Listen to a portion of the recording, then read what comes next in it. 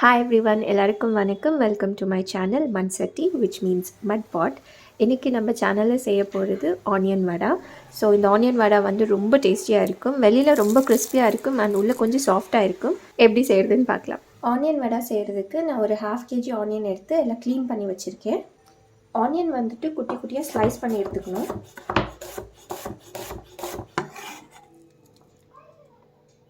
நம்ம இப்போ கட் பண்ணி வச்ச ஆனியன் சேர்த்துக்கலாம்.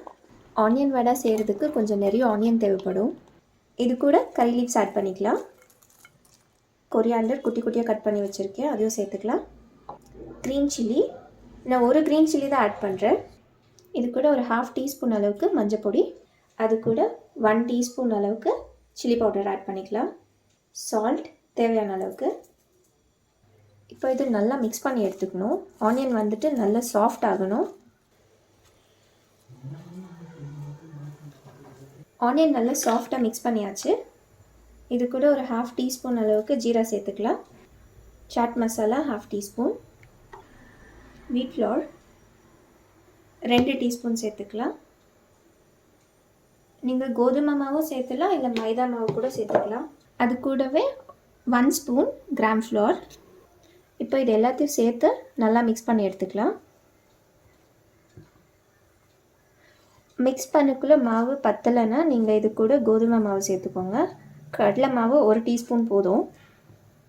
இதெல்லாம் சேர்த்து நல்லா மிக்ஸ் பண்ணியாச்சு. இப்போ இது வடை மாதிரி இப்படி தட்டிட்டு எண்ணெயில் போட்டுடலாம்.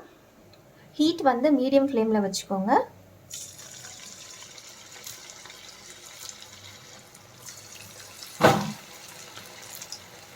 இந்த மாதிரி எல்லா வடையும் எண்ணெயில் போட்டுடலாம்.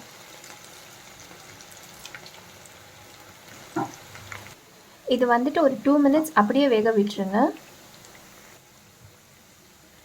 இது இப்போது இன்னொரு சைட் திருப்பி விட்டு இன்னொரு 2 மினிட்ஸ் நல்லா ஃப்ரை பண்ணி எடுத்துக்கணும். இது பாருங்கள், நல்லா ஃப்ரை ஆயிடுச்சு. கலர் கூட சேஞ்ச் ஆகிருக்கு, வெளியில் கிறிஸ்பியாக இருக்குது. இப்போது ஆயிலேருந்து எடுத்துடலாம்.